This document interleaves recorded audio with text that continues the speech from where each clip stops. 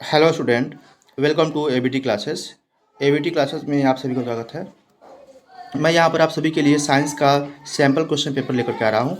इस sample paper को CBSE ने खुद रिलीज़ किया है। इसलिए रिलीज़ किया सीबीएसई ने ताकि बच्चों को पता चल सके कि क्या होगा 2025 में जो एग्ज़ाम होने वाले हैं उसका पैटर्न कैसा होगा, किस बेस्ड पे क्वेश्चन आएंगे, किस आधार पे क्वेश्चन आएंगे, कौन सा क्वेश्चन कितने नंबर का होगा, 1 मार्क के कितने क्वेश्चन होंगे, 2 मार्क के कितने होंगे, 3 मार्क के क्वेश्चन कितने होंगे, 4 मार्क के क्वेश्चन कितने होंगे। तो इस तरीके से आप आपके लिए थोड़ा सा सुविधा हो जाता है पता करना कि हाँ भाई ऐसा पेपर हमारा होने वाला है। ठीक है, तो सबको पता है कि 80 नंबर के पेपर होंगे भाई। जनरल इंस्ट्रक्शन दे रखा है आपका, ये कोड नंबर 086, साइंस का क्या कोड है 086, याद रखना। ठीक है, 24-25 के लिए है, टाइम सबको पता होगा, इस ये तो बताने की हमें कोई आवश्यकता ही नहीं है। अब भाई देखो यहाँ पे कुछ जनरल इंस्ट्रक्शन है। सेकेंड इंस्ट्रक्शन दे रखा है कि सेक्शन ए में 16 सिंपल और कॉम्प्लेक्स एमसीक्यू हो सकते हैं। ठीक है, लेकिन 4 जो होगा एमसीक्यू यहाँ पर असर्शन रीजन होंगे। याद रखना 4 आपको असर्शन रीजन मिलने वाले हैं। ठीक है, प्रत्येक सेक्शन जो सेक्शन ए है उसमें प्रत्येक क्वेश्चन 1 नंबर के होंगे, तो 20 क्वेश्चन यहाँ पे आपको मिलने वाले हैं। जो सेक्शन बी है इसमें 6 क्वेश्चन होंगे, 6 शॉर्ट क्वेश्चन आंसर होंगे। यहाँ पे प्रत्येक 2 नंबर के, मतलब 12 नंबर के ये होंगे सेक्शन बी। सेक्शन बी क्या क्या होगा, 12 नंबर का होगा। उसके बाद है सेक्शन सी इसमें 7 क्वेश्चन होंगे, 7 शॉर्ट आंसर क्वेश्चन होंगे और ये 3 नंबर 3 मार्क्स के होंगे, तो 3 7 जा 21। ठीक है, तो 21 नंबर यहाँ से हो गया। और सेक्शन डी देखो, 3 लॉन्ग आंसर यहाँ पे लिखने हैं आप लोग को। ठीक है, और यहाँ पर प्रत्येक क्वेश्चन जो है 5 मार्क का है। ठीक है, प्रत्येक क्वेश्चन कितने मार्क का है, 5 मार्क्स का है यहाँ पर। ठीक, इस बात को याद रखना है। सेक्शन ई जो है इसमें 3 source based case based question यहाँ मिलेंगे, कुछ पैसेज बेस्ड मिलेंगे। ठीक है, इंटीग्रेटेड यूनिट असेसमेंट करने मिलेंगे, 4 मार्क के होंगे ये। ठीक है, विद सब पार्ट्स ऑफ वैल्यू ऑफ 1 2 और 3 मार्क्स। ठीक है, तो ये अलग अलग तरीके से इसको लिखा रहेगा। उसके बाद अब देखो हम लोग आ चुके हैं सेक्शन ए पे। सेक्शन ए जो है हमने बताया कि 20 एमसीक्यू होंगे। इन सभी 20 एमसीक्यू को हम लोग यहाँ पर देखने वाले हैं अभी। ठीक है, कि कैसा होगा ये एमसीक्यू, क्या पैटर्न हो सकता है हमारा आने वाला जो 25 में क्वेश्चन आएगा, इसी आधार पर आएगा क्वेश्चन। और ऐसे प्रश्न को तो ये जो पहला क्वेश्चन है ये क्वेश्चन हमेशा ही आता है कि कितना होगा ए बी सी डी की वैल्यू, पी क्यू आर की वैल्यू। इसमें क्या करना है कि इस क्वेश्चन को बैलेंस्ड करना है। क्या करना है, क्वेश्चन को बैलेंस करना है। तो पता है कि जितना रिएक्टेंट साइड होना चाहिए उतना ही प्रोडक्ट साइड होना चाहिए, तो इसको बस हमें क्या करना है, बराबर कर देना है। तो बराबर कैसे होगा भाई, चेक करेंगे कितने मॉलिक्यूल कहाँ पर है, किस साइड है, रिएक्टेंट और प्रोडक्ट साइड में। तो अगर यहाँ पर आप इसे जब करोगे सॉल्व तो यहाँ पर आपको मिलेगा कि यहाँ पर अगर हम पी की जगह पे जो रिएक्टेंट साइड पी लिखा है यहाँ पर 2 कर देंगे। ठीक है, और जब हम लोग यहाँ पर जो लेड ऑक्साइड लिखा हुआ पीबीओ लिखा हुआ है यहाँ पर अगर 2 कर देते हैं हम लोग। ठीक है, और जो आर लिखा हुआ है आर के जगह पर हम 4 कर देते हैं, आर के जगह पर 4 कर देते हैं, तो ये रिएक्शन जो लिखा हुआ है ये पूर्ण रूप से क्या होता है, बैलेंस्ड हो जाता है। आप काउंट कर सकते हो कितने ऑक्सीजन है, कितने लेड है और कितने नाइट्रोजन है, कितने ऑक्सीजन। ठीक है, तो यहाँ पर आपको ये बैलेंस दिखेगा। तो ऑप्शन ए बिल्कुल सही है, 2 to 4 is the correct answer. ठीक है, तो इस तरीके से आप इसे बैलेंस कर सकते हो आराम से। आप लोग जरूर इसे बैलेंस करना, कॉपी पे लेकर बैठना और इसे बैलेंस करने का प्रयास करना। ठीक है, सेकेंड क्वेश्चन है match column 1 with column 2 and select the correct option using the given codes. ठीक है, इसमें आपको क्या करना है, करेक्ट ऑप्शन चूज करना है। Okay, correct, a metal that forms at amphoteric oxide. कौन सा मेटल है जो कि एम्फोटेरिक ऑक्साइड्स बनाता है। ठीक है, ये प्रश्न है। तो ए का क्या होगा भाई, पता है कि एल्युमिनियम बनाता है। ठीक है, तो ए का क्या हो जाएगा, एल्युमिनियम हो जाएगा। ठीक है, उसके बाद metal which metal which melt when kept on our palm. वाह, ये तो बहुत ही इजी सा है ना, पता है गैलियम और सीजियम ऐसे मेटल हैं जो कि अपने हाथ पर रखते हैं ना, तो वो क्या होता है, क्योंकि वो हमारे बॉडी टेम्परेचर से भी कम होता है उसका मेल्टिंग पॉइंट, है ना। तो ये तो सबको पता है, बहुत से ये बहुत आसान सा प्रश्न है ये। ठीक है, इसको ऐसे कर लोगे। ठीक है, तो आप बस सोचो कि क्या इन दोनों के करने से क्या हम आंसर तक पहुंच पा रहे हैं? तो खोजो पहले। ए का 3 कहीं मिल रहा है क्या? ए का 3, ए का 3 दो जगह मिल रहा है हमें, बी में और डी में। चलो आगे बढ़ते हैं। बी का 1 देखो, क्या इन दोनों में बी का 1 मिल रहा है? जी नहीं। तो बी का 1 सिर्फ एक जगह मिल रहा है और वो भी ऑप्शन नंबर बी में मिल रहा है। तो बस हम लोग ऑप्शन बी को करेक्ट कर देंगे, ये हो जाएगा इसका सही जवाब। बात समझ में आ रही है? हमें नहीं मतलब है सी क्या है डी क्या है, जानना है तो कोई बात नहीं, वो अलग मैटर है। बट यहाँ पर हम लोग का आंसर क्या हो जाएगा, यहाँ पे सही हो जाएगा। बात समझ में आ रही है? इस तरीके से आप लोग भी कर सकते हो एग्जाम के समय में। अगला प्रश्न है थर्ड क्वेश्चन।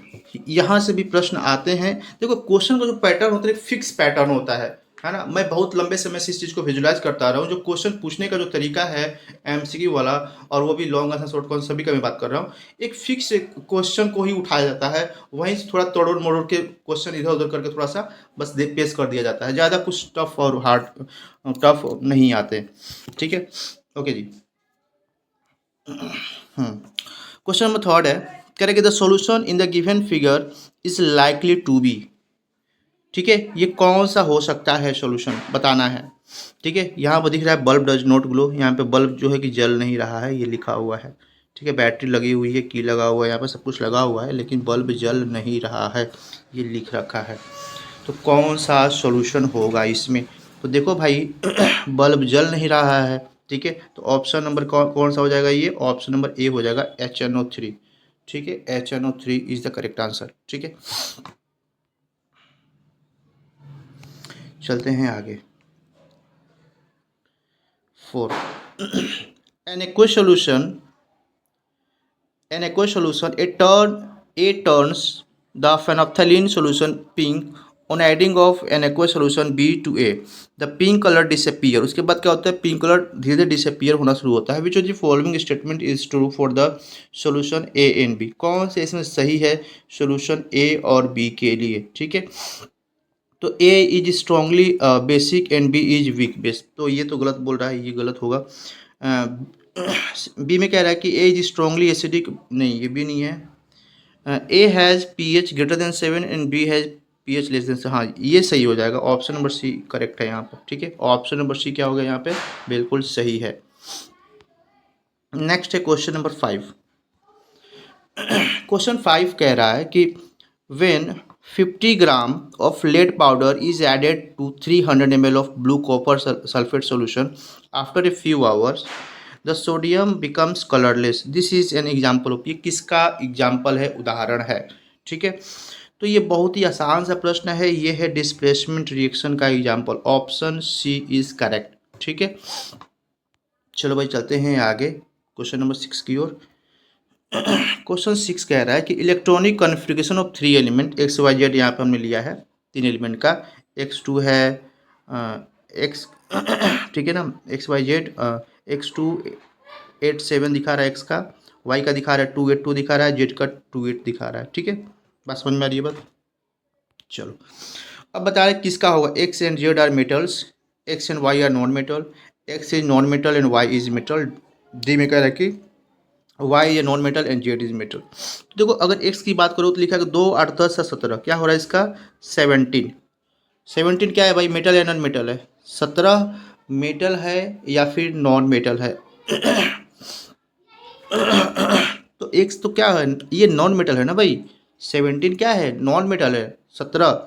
ठीक है, 2 8 10 17, पता है ना, 7 बच रहा है इसमें।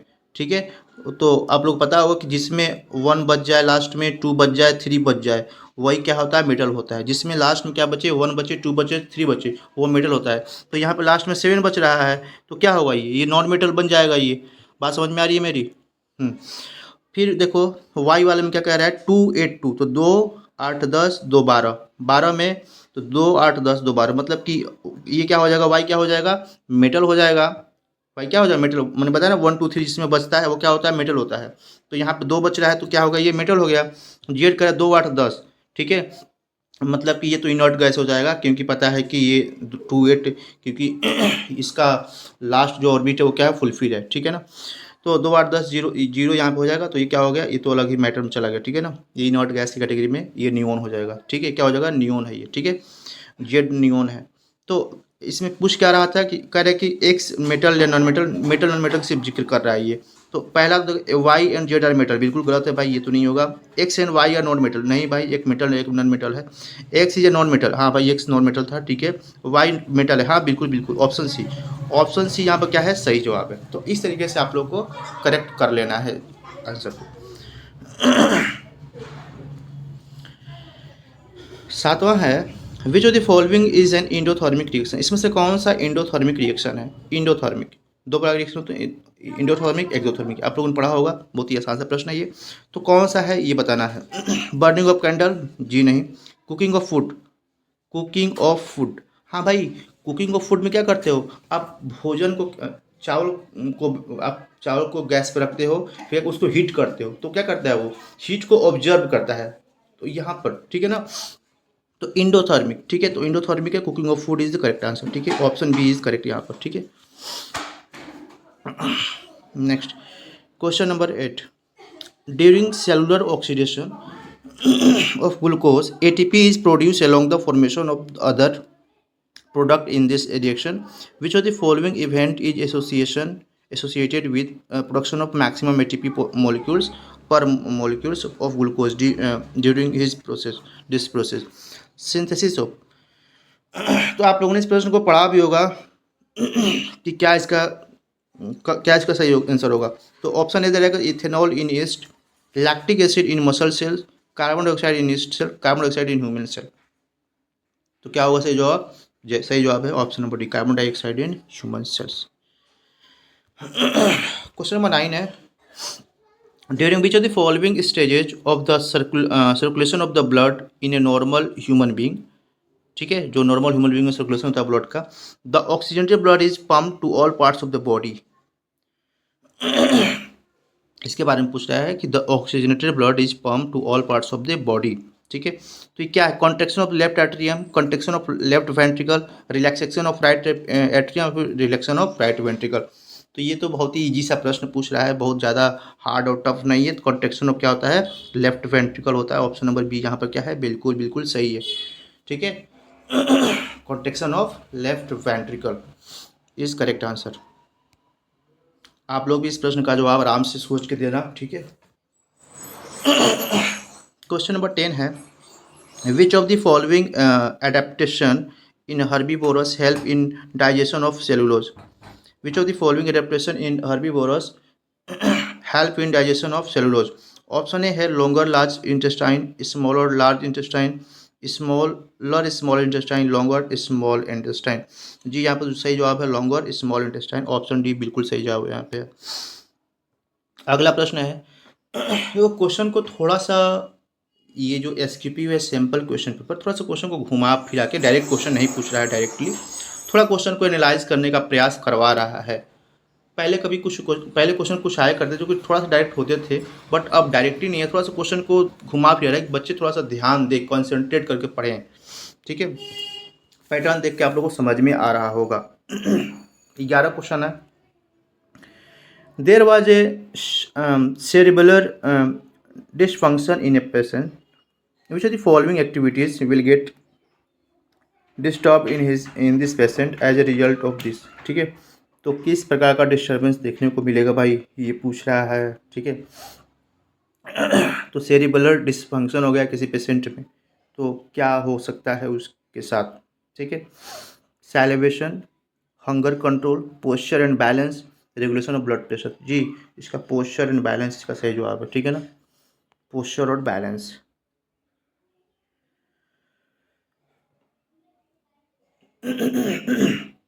क्वेश्चन 12 है, कह रहे in snails individual can begin life as male and depending on environmental condition they can become female as they grow, this is because. कैसे ऐसा होता है, ठीक है ना, किसके कारण होता है।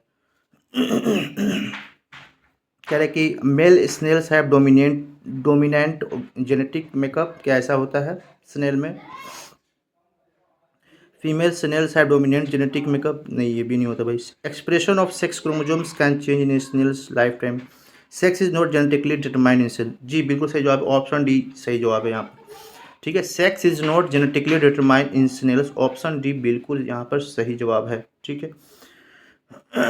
क्वेश्चन नंबर 13 देखो, कह रहे कि in the following cases a ray is incident on a concave mirror, है ना, एक रे जो कि इंसिडेंट हो रहा है कनकेव मिरर पर, in which case is the angle of incident equal to zero, किस केस में एंगल ऑफ इंसिडेंस जो होगा जीरो के बराबर होगा। बहुत ही मज़ेदार सा प्रश्न है, ये फिजिक्स जो बच्चे पढ़े होंगे अच्छे से उनको ये क्वेश्चन बहुत ही आसान लग रहा होगा, ठीक है।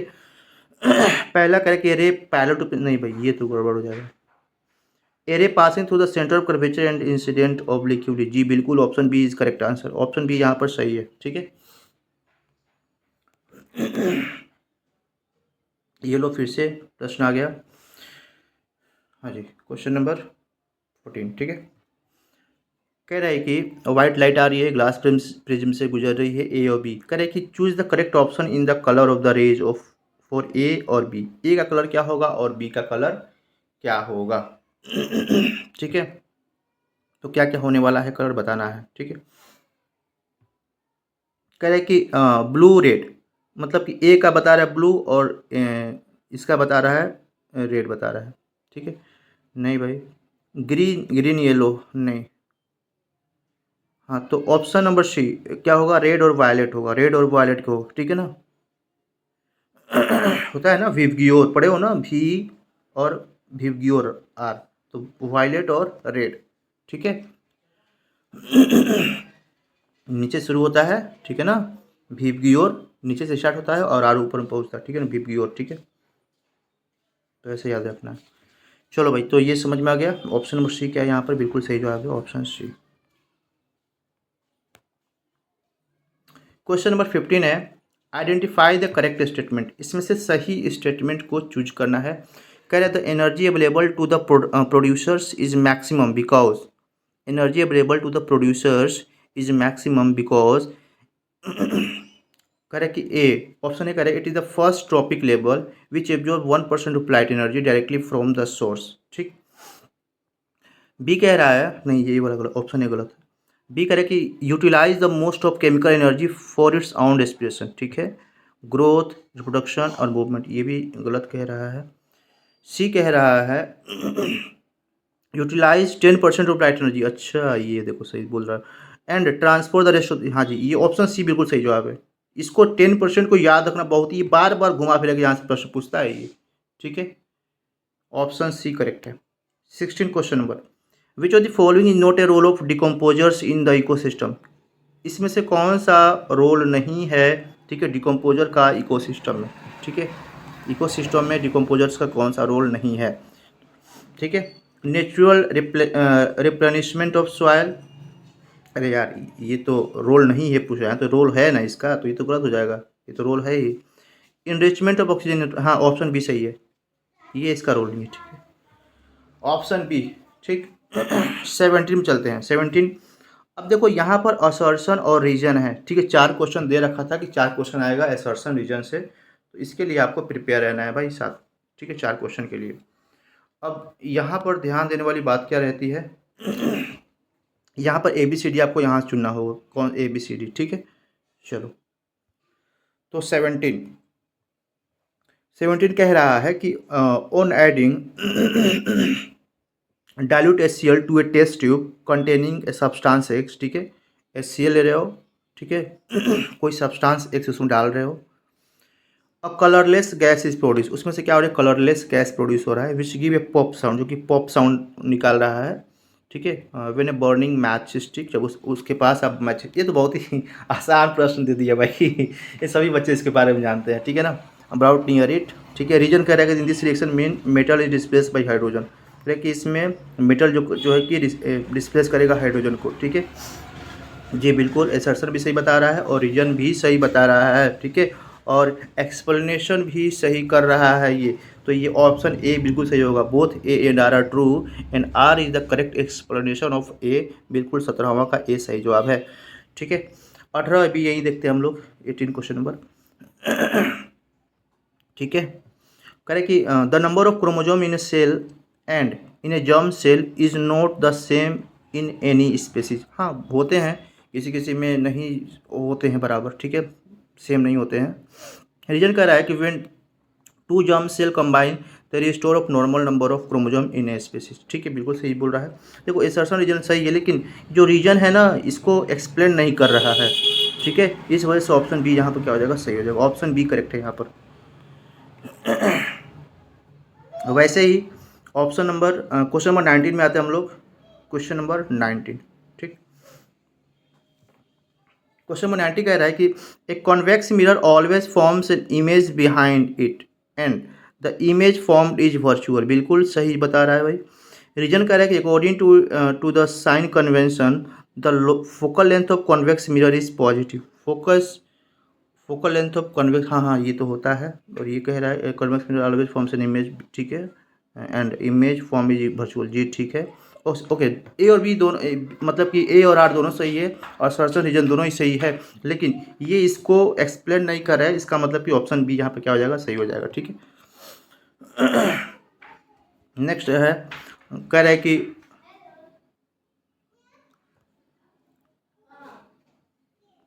ठीक है, अच्छा आगे चलते हैं 20वें पे।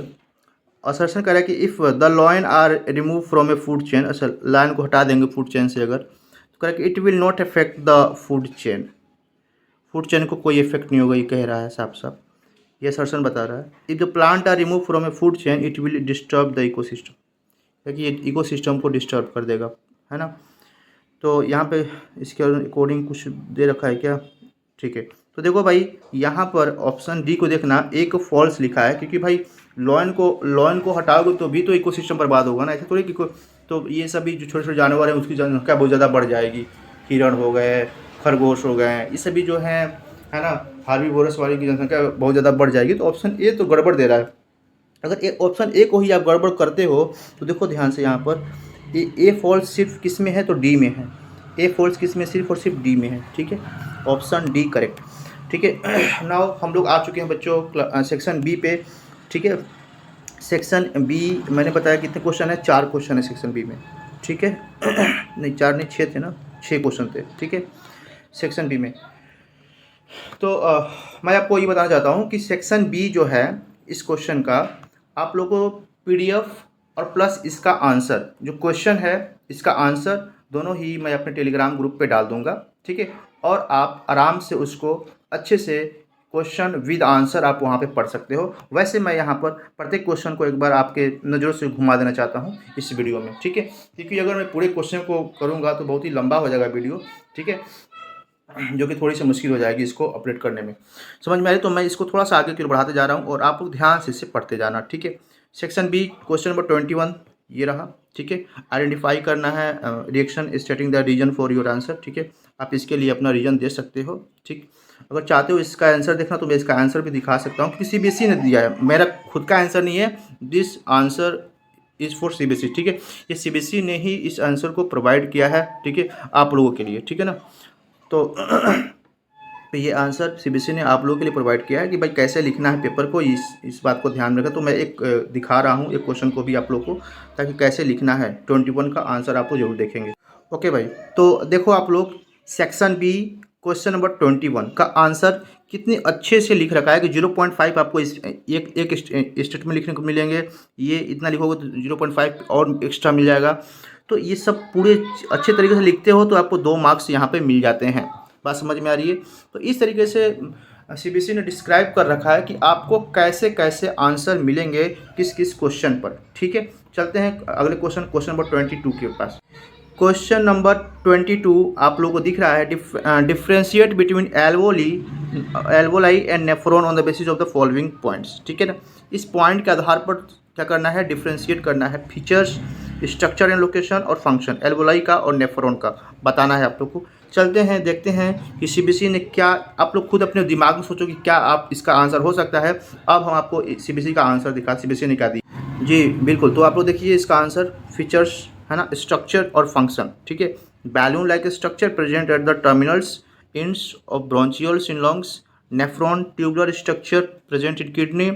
फंक्शन क्या है, एक्सचेंज ऑफ गैसेज। यहाँ पर क्या है, filtration of bloods to form urine. ठीक है, तो इस तरीके से आप लोगों को चीज़ों को लिखनी है, बहुत ही आसान तरीके से सीबीएसई ने सिंप्लीफाई कर रखा है बच्चों के लिए। ठीक है, क्वेश्चन नंबर 23 है, अटेम्प्ट इधर ऑप्शन ए और बी। ठीक है, किसी को भी इसमें देखो, इसमें ऑप्शन भी दे रखा है कि आप इसको अटेम्प्ट करो या फिर इसको अटेम्प्ट करो, किसी जो मन करे उसको अटेम्प्ट कर सकते हो आप, ठीक है। आई होप कि आपने क्वेश्चन को पढ़ लिया होगा। अगर पढ़ लिया होगा तो चलते हैं हम लोग आंसर की ओर, ठीक है। जी हाँ, तो इसका सही जवाब, सही आंसर ये रहा जो कि सीबीएसई ने आपको प्रोवाइड कर रखा है।